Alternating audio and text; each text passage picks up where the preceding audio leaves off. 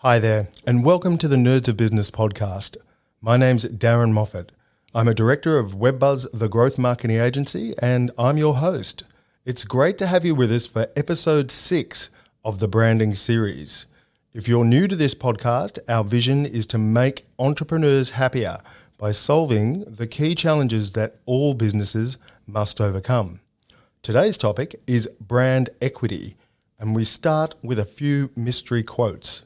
The first is by one of the most famous entrepreneurs in the world. See if you can guess who said these words. Your brand is what other people say about you when you're not in the room.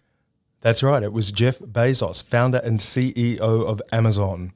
And he should know because as of 2019, the value of the Amazon brand, its brand equity, was a whopping $315 billion.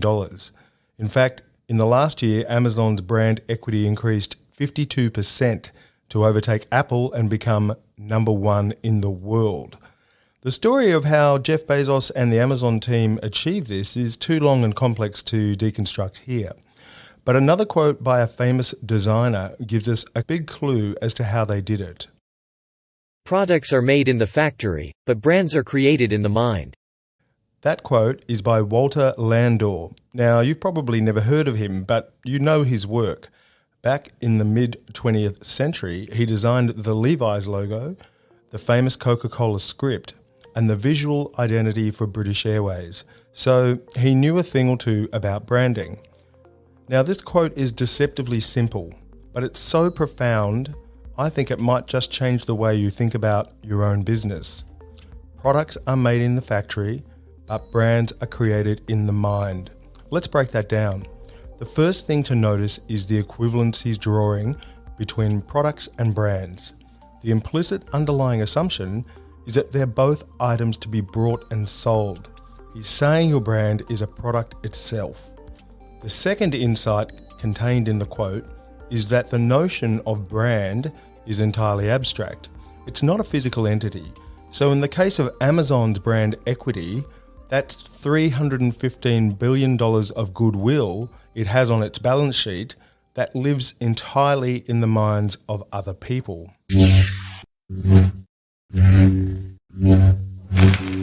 That's perhaps the biggest Jedi mind trick of all time. And to extend the very nerdy Star Wars metaphor, there are some who think Jeff Bezos is the Sith Lord of modern-day commerce. Although the value he's created for shareholders is immense, Amazon has undeniably destroyed thousands of smaller businesses in its long march to the top. As Scott Galloway argues in his brilliant book, The Four, Amazon has become so successful because they've mastered the art of selling their brand above all else. The Amazon brand story is itself their most important product. If you're building a business, like most other entrepreneurs, you're probably laser focused on your customers and the products you sell them. But what if that's the wrong approach? If your dream is to one day sell the business, cash out and retire, then maybe like Amazon, the value of your brand should be at the heart of everything you do. So how can you grow brand equity to maximize the value of your business and create a better financial future for your shareholders, yourself, and your family?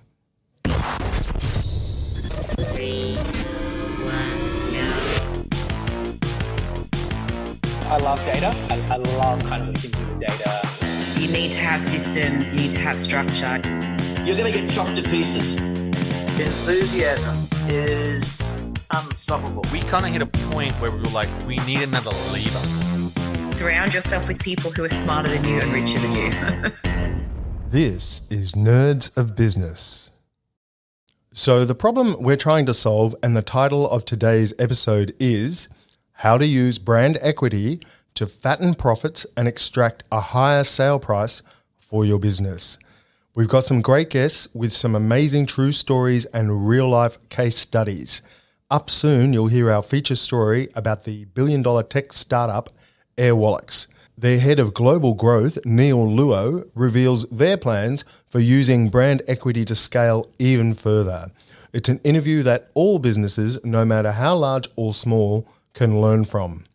But first, here's just a quick reminder that if you're enjoying Nerds of Business, to please hit the subscribe button on your podcast player. It means you'll automatically receive each new episode every fortnight, and it makes it easier for us to stay in touch. When it comes to branding, some concepts such as brand awareness, which we covered in the last episode, and brand loyalty, for instance, are generally well understood. But brand equity, I think, is a bit more of a mystery for many business owners. So we need to start with a technical explanation of what it really is. So brand equity is essentially the value that your brand has above it being a product or service. Mm-hmm. So if you think about flying, that has a certain value for you, right? So to travel somewhere by airplane, that's got a different value to travel somewhere versus car or what have you, right? So flying has a certain value. But then the next level above that is really the brand equity. So who are you going to choose to go with? So you're going to choose to go with Qantas, are you going to choose to go with Jetstar, are you going to choose to go with Rex or whoever it happens to be?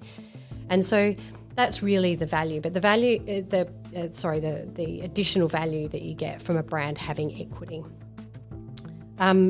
So if you take if you break down equity, what it's made up of is brand awareness. Yep. So how many people are aware of your brand? Okay. It's brand loyalty or the levels of brand loyalty. So whether they're whether it is their main brand or whether it's their preferred brand or one of a number of within a repertoire, or whether they've just purchased it once, whether you've got a database of 200,000 customers, those sorts of things. I think you think about within that sort of brand loyalty aspect. Your brand associations. So what are all of those associations with your brand? Is it, say, for a brand like Qantas, they've got global awareness. So that's pretty good in terms of brand equity. They've also got, in terms of brand loyalty, they have a massive frequent flyer campaign. They've got a lot of people who have flown frequently with them over the almost 100 years that they've been existing for. So they have really great brand really great brand loyalty measure. In terms of perceptions and brand associations, this is where you associate Qantas with being safe, reliable, the Australian spirit.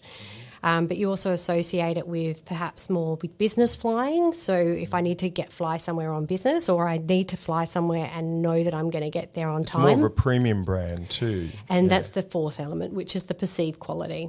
So they're the four elements that make up brand equity. That's Rachel Bevans from the Healthy Brand Company. She's one of our 2 branding experts for this series, and she's consulted to some of the biggest brands in the world. I asked Rachel, why is brand equity so important, and what opportunities does it create for businesses? Yeah, well, so your equity is what's going to get people to buy you in the first place. So you mean a potential takeover target? No, potential customer. Potential customer, but we'll come to that in a moment. The P&L side of things. So brand equity will help people choose you over your competitors. Mm-hmm. It will help people pay a certain price for you as well. Yep. So they'll be willing to pay that premium. The premium. Which you are, because you know that you're getting X, Y, and Z. Mm-hmm. So it's really people buying it and for the price and as often as you want it as well. So for the occasions that you want them to. Mm-hmm. So that's the customer side of brand equity. What it does then is also reduce risk for the business. So the greater brand equity you have, the more customers that you have and so forth, the less that you kind of have to scrounging for cash flow. I mean, if you talk at that, I've talked about the brand Qantas, but if you talk about that for a very small business where you're a service business and, like me, you're providing brand consulting to other businesses, it's really important that I get a level of awareness out there so people know about me. They know what I stand for and what I deliver. And for me, it's probably less about brand loyalty because you only do a rebrand, like your brand every 5 years or so forth. So it's less about that, but it's like staying top of mind. So when it's time for that to look at it again, then I'm kind of in their minds. From the flip side, which is the commercial side, is that you can then translate that into brand value which sits then on the P&L. So essentially that becomes then goodwill for... That's nerdy. P&L, profit and loss. Profit and loss, sorry. So that then becomes your... so that's your goodwill. So that's what people will pay for your business above and beyond their various assets. So this goes to the value of the business. This is an asset. This is part of the book value of the business. Yes. And this means that if a business is able to grow their brand equity, they're able to command a greater multiple when they go to sell. So for those small and medium-sized businesses who should have some exit strategy, often it will involve a trade sale. Yep. And so building that brand equity is a way to get top price when they go to exit. Yep. Yep. And that's why I think you often see people doing a lot of PR and press. They're trying to bolster the brand before they flog it off, or they go to an IPO or and so on. So they're trying to build that brand awareness which sits beneath the brand equity. The other question that I have for you, Rachel, is around extending the brand. What does brand equity allow you to do in terms of extending the brand with other product lines, for instance? Yeah, so I think we touched on that before as well. So once you do have brand equity, we did with I was trying to think of which examples we used, but it was when we were talking about Nike with their product launches, and building anticipation for them. Yep. And it's a great example of where, once you've got a certain amount of brand equity, then you can launch new products and you know that there's going to be a relatively... It's easy to extend the brand if you've already got a lot of brand equity, Yep. Okay, great. As long as you stay true to your brand, again, you've got to go back to the strategy piece and the objectives as well. Mm-hmm. And so as long as it's true to your brand, it's going to do well. Yeah. So you can see that brand equity is super valuable to both your revenue growth, but also the long-term asset value of your business. In my encounters with top entrepreneurs for Nerds of Business, this is something they're all keenly aware of. One of our guests who's already appeared several times on the show is a good example. Finder.com.au is a $250 million internet business that has built up some huge brand equity over more than a decade as a leader in comparison, especially around financial services. I asked their co-founder, Fred Schebesta, how they did this.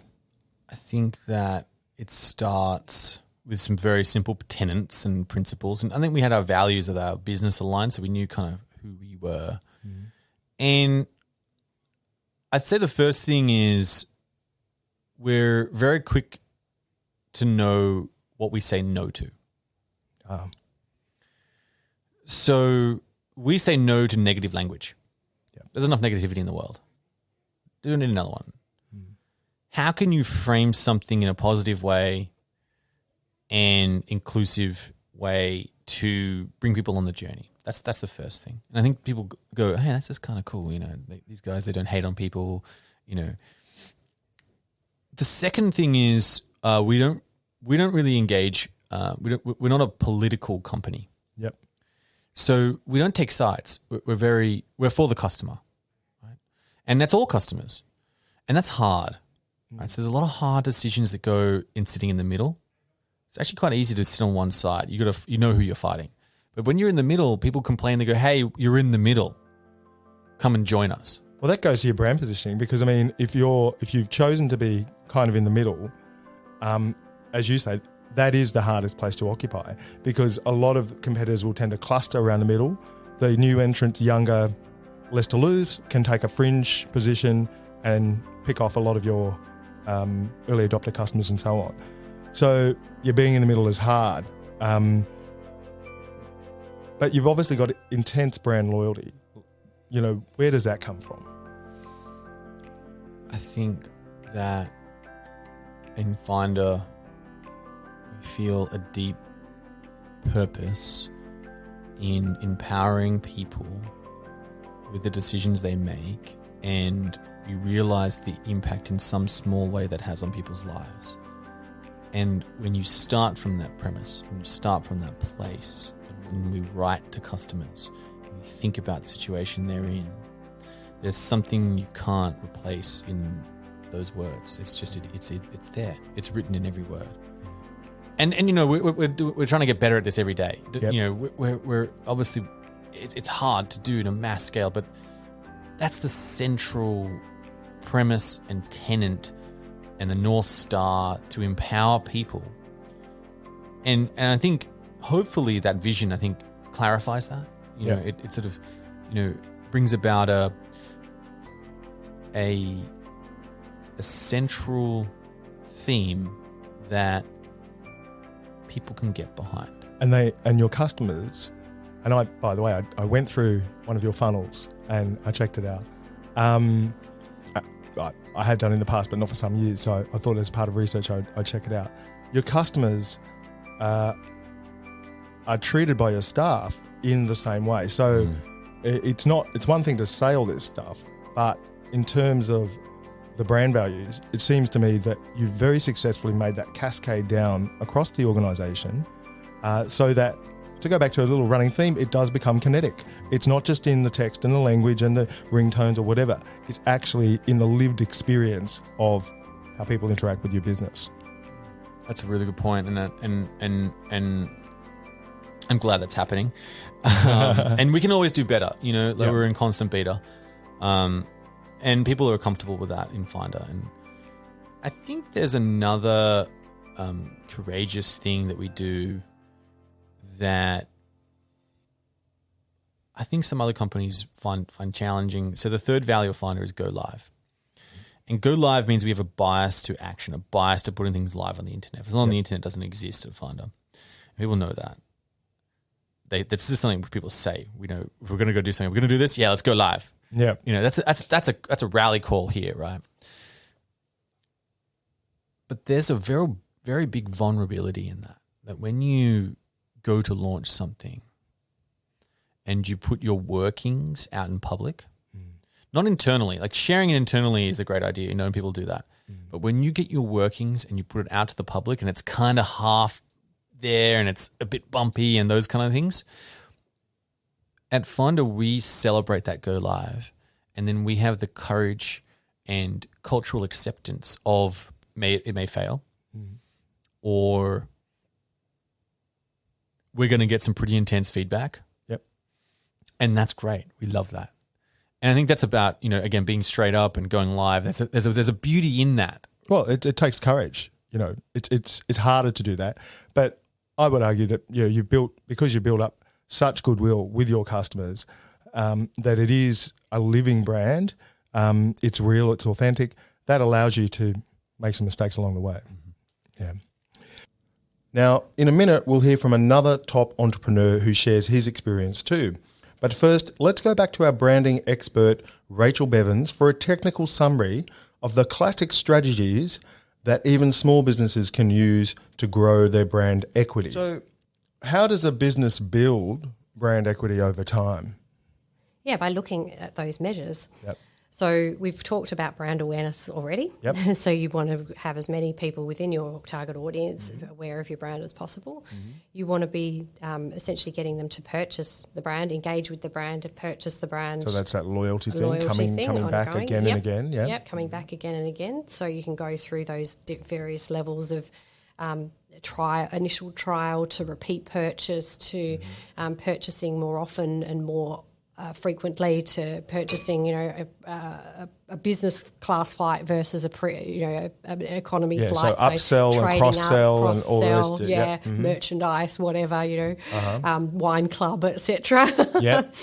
And then going into I would never choose any other brand other than Qantas to go anywhere kind of thing. So that's moving into brand advocacy then. Yeah. Exactly. So you kind of get into there.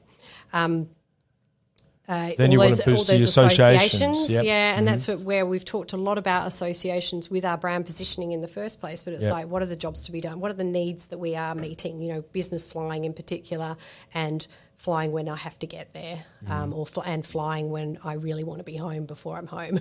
You know, they're the associations I have, but also those other brand key attributes of the brand. So the safety, reliability, and Australian spirit are the ones I'd sort of associate. So they're really where you're building the brand from in the first place. And there was a fourth element. And the perceived quality. Perceived quality, so right. Again.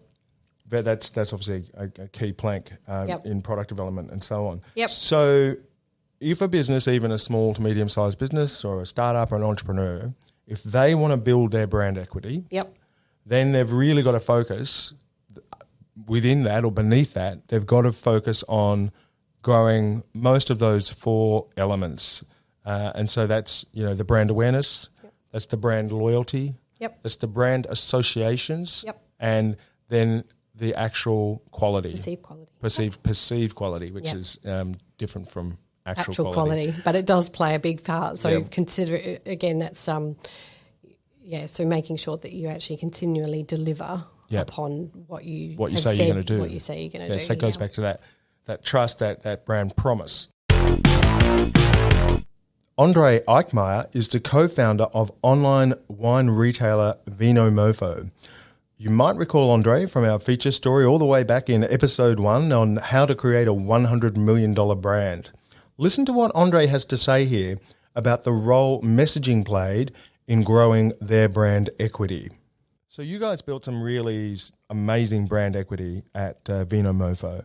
So, tell us, how did you do that? Or, what were the key pillars that allowed you to grow that brand equity and give you the freedom to grow the business the way you wanted to? I'd probably say purity and consistency. Uh-huh. I think the amount of times we had to focus on what we weren't going to be and who we weren't going to be for, and had to let go of the incremental sales and the incremental customer growth in order to stay relevant enough for the people that we wanted. Yep. And we had lessons when we tried to grow wider and we became less important for the people who were our core. Oh, that's interesting. So you tried to extend the brand out. You tried to drop in other lines and extend the brand, and you found that the brand loyalty or the engagement dropped off because of that. Yep, people left us. And in fact, it was funny when we had a chapter where early on where we sold a large part of the business and partnered with Catch of the Day, and in order to survive the competitive tactics of Coles and Woolies, so it wasn't a dumb business decision. But then we had all these other, we had all these customers suddenly, or potential customers who just wanted cheaper wine. Yep. And then we went, well, it's wrong not to serve them. And we talked ourselves around, or maybe we can change, good wine only, because we had this real thing, good wine only from the beginning. And then we started going, well, maybe just the best wine that someone can afford, and that's still valuable, and that's still a valuable service, and that's not snobby. And we talked ourselves around with that. And then we just ended up with the original people going, I see what's happened. Yeah, good luck. No, not for me anymore. You've sold out. And in fact, when we brought it back from Catch of the Day, and we went out, we had literally, we were on doing about 10 million in revenue at that stage. Month to month, we literally doubled our monthly revenue. And all these people going, yeah, I'll come. Oh, thank God you brought it back. Yeah, I thought we thought you'd sold out a bit, but also we thought you didn't need us anymore. Oh, and that was really interesting because we had gone out going, hey, we just in the garage and we want to do this, and people were like, yeah, I want to support you guys. That's cool. Good on you. Yeah. And then they were like, oh, you've got a big company as part of it. You don't need us anymore. Cool, I'll go somewhere else. They look for someone smaller and someone starting out. And that was really humbling and really a big lesson. So coming back from that, it was all the times that we went, no, we won't be for them. And we've got to let go of that. We've got to stay pure. I use the word pure. And that was an iteration. That was how we built the brand, and consistency in your messaging. And we didn't always do that right. But when we did do it right, that's what kept us building a brand that has value and equity. If you think about, I think what it is, you're lucky if you can have people recall or feel one thing about you as a brand. Yep. So brands that do that well or have done that well through time, like Volvo, they didn't go, hey, we're fast and we're reliable and we're sexy and we're safe. They just went, no, we're safe. Yep. So people went, oh, if I want a safe car, I'll go there. I think that's the trick. You've got to just lock into one thing and be consistent with that one thing. Yep. Yeah, there's more power in that sort of singularity of meaning. And ask yourself, what do you want people to feel about you? Well, I think that's a great question. And I mean, my little pet theory on this is that that's a question that most business owners and startups don't think about enough. It becomes usually more focused on the product, on the use case, the market opportunity or what. But this idea or notion of how do people feel about it, or what do you want them to feel about the brand, I think it's super important. And obviously I'm not the only one. There's a whole sort of marketing and advertising industry built on that premise. But in the age of data, it's not as prominent as it once was. Sorry, I will just add to that. So the consistency comes with, when you've identified that, it has to be through everything. Yeah. Through your language, through the user experience, through the product offering, through the way you sell, through the decisions you make, through the values you build your culture around. It has to be consistent so that nothing goes out. It's no good you build your brand around this and then someone gets a generic customer service reply, or somebody goes, "Oh, I'm sorry, we can't do that because that's against policy." It has to be overarchingly the driver of every decision and every part of the experience that someone's going to have with you. And we also asked Andre what his superpower as an entrepreneur is. I think his answer really explains a lot about the success he's enjoyed with Vinomofo and his other ventures too, such as Year of the Planet. So, Andre, we now need to know what your nerd superpower is. Nerd superpower. So, as a business person, as an entrepreneur, maybe you've had time to reflect over the years. What is that one attribute of yours that's really consistently given you a bit of an edge and helped you achieve what you've achieved? Truth. Wow. Can't bear not facing or living or speaking. Yep. The truth. Mm-hmm. So that means I'm always seeking it. Yep. In something. I think that's the superpower. Fantastic. Doesn't always work out well because a lot of time, if not balanced with empathy. It's funny, truth is largely intention rather than impact. As in, you focused on this, there's truth behind this, or I'm seeking the truth in something. Whereas impact is largely around empathy and so truth can hurt, as we know. But I think we're in a day and age where we've just got to face the truth, what we're doing, why we're doing it, in everything. And as a brand, you've got to face the truth. What are we really? Never mind what we're saying. What are we really? What are the decisions we're making saying about us? And now we come to our feature story. In just 5 short years, Airwallex has achieved what is known in the tech world as unicorn status. They've recently been valued at over $1 billion. Regular listeners will remember their head of global growth, Neil Luo, from the last episode. Today, Neil explains the radical value proposition that Airwallex offers to SMEs who want to trade in foreign markets. It's rapidly disrupting the world of foreign exchange and international payments and has already seen them establish some serious brand equity. In the interview you're about to hear, Neil shares how they intend to leverage that brand equity for even faster and wider growth. For those listeners learning about Airwallex for the first time today, what does the business do? What's the mission and who do you help? Yeah, no, it's a great question. So look, where we started, we've actually got a really good origin story. Where we started was our founder ran a coffee shop around 5 years ago. And he was trying to import coffee cups from China, finding it really painful to pay the Chinese suppliers. He had to go to Western Union. He got charged a massive margin just to pay these suppliers. And he said, look, there must be an easier way. And so from that was actually born Airwallex. And our mission is really to build global financial infrastructure that enables businesses to go borderless a lot more easily. Mm-hmm. And over the years, that's continually evolved. But I think recently we've launched a business account that's basically helping SMEs, 1, open accounts both domestically and internationally really easily, 2, send money to suppliers, to customers a lot more easily. Mm-hmm. And 3, we've just recently released a card product that allows our customers to create a card for themselves or their employees that has no FX, no transactions, international transaction fees. So if they're buying things overseas, if they're traveling overseas, we can really save them money and time. Great. So I'm a small business. I either import goods from overseas or I'm exporting stuff, the payoff to my business is less fees and an easier transactional process. Is that right? Yeah. So I think there's kind of, probably two benefits. One is if you're trying to sell overseas, if you need to create bank accounts overseas, we save you a lot of time. So we actually had a customer who spent 9 months trying to open a bank account in the US, heard about Airwallex, and we said, look, we can do that for you in essentially a minute.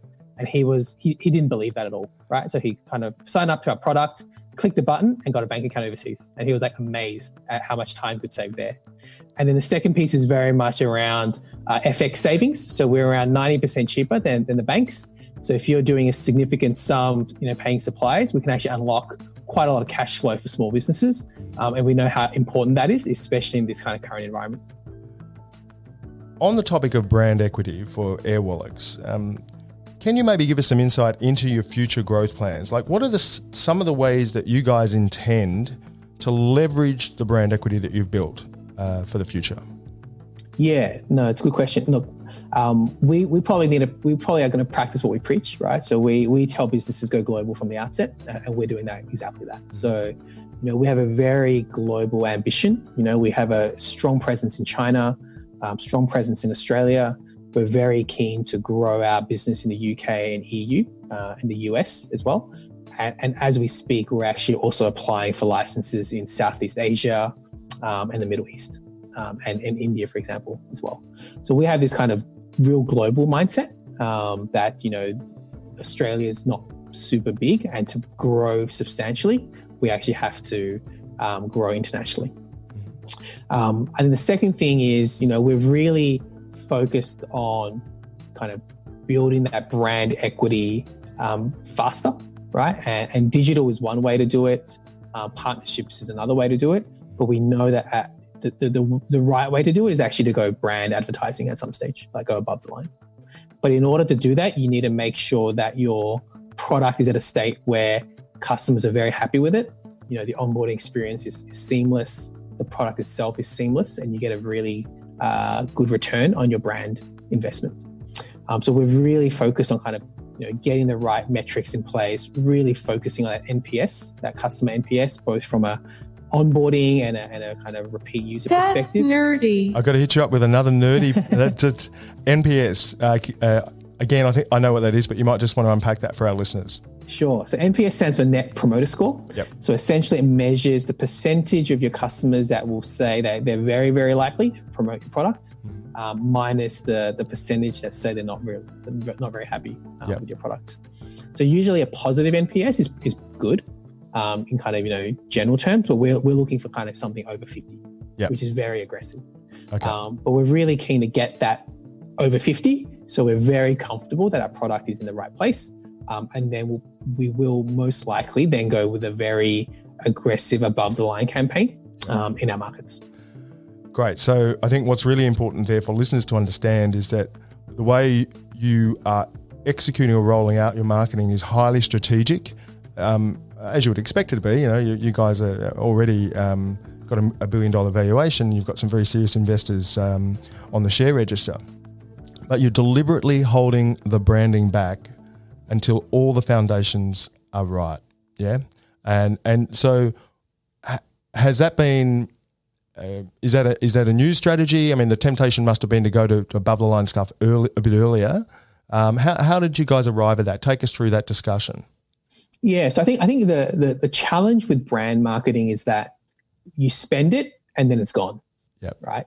And so if you have a leaky funnel, essentially the money just leaks out. And even though we're well funded, the way we manage our resources is very, very important.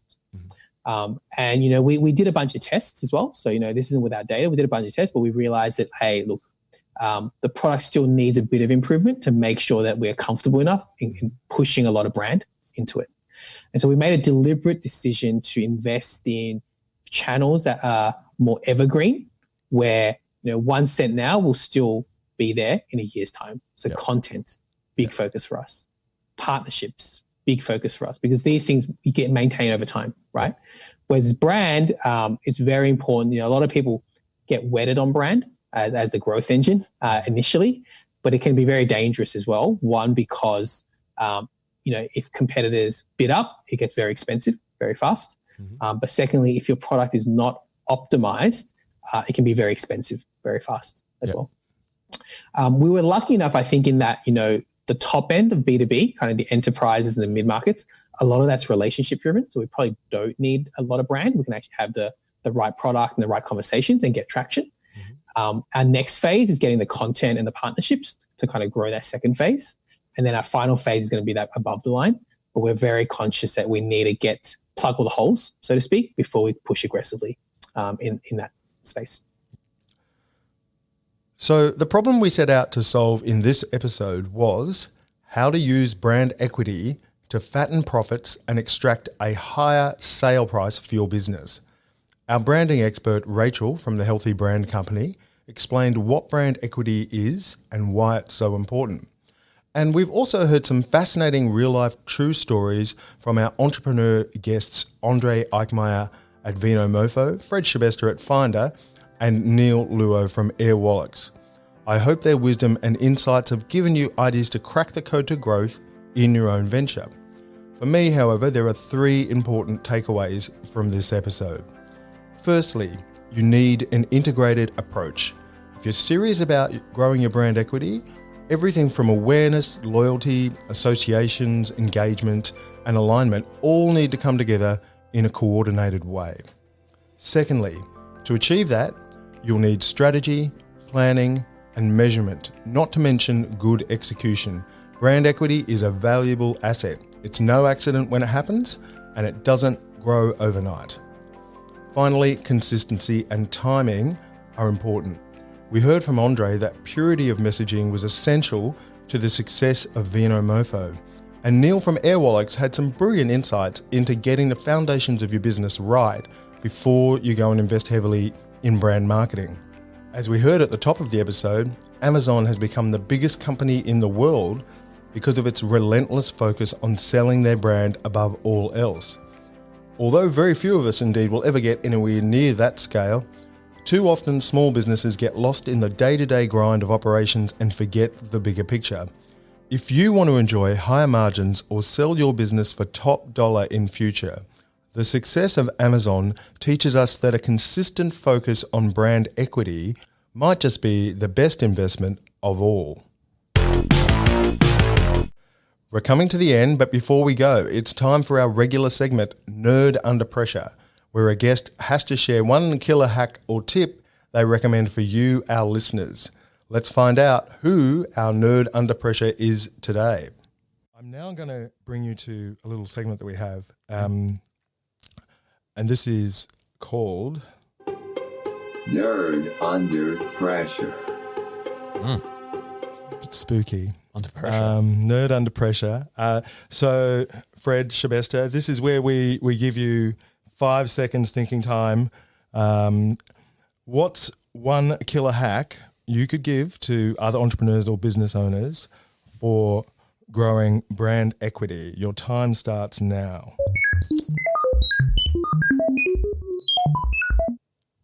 So I think the first thing is to perfect the one sentence that communicates your business. And the reason why is because you're going to tell that story for a long time. Do you ever get sick of telling that story? No, I love it. I love it. It's another chance for me to keep testing myself. And did I get that across right? Did that come up through? I think, the way in which I've tried to explain now Finder is, it's a place where you go in to find a better deal. Yep. There it is. One sentence. That took a lot of work. Yeah. Okay. I bet it did. But for a business owner, I think once you can communicate that and boil down the service or the product that you're offering in the simplest way that your 6-year-old daughter can explain it back to you. Yeah. That's what, when I said, Portia, what does this ad say? What does Finder, what is it does? She said, that's where you go to do the credit cards and get a better deal.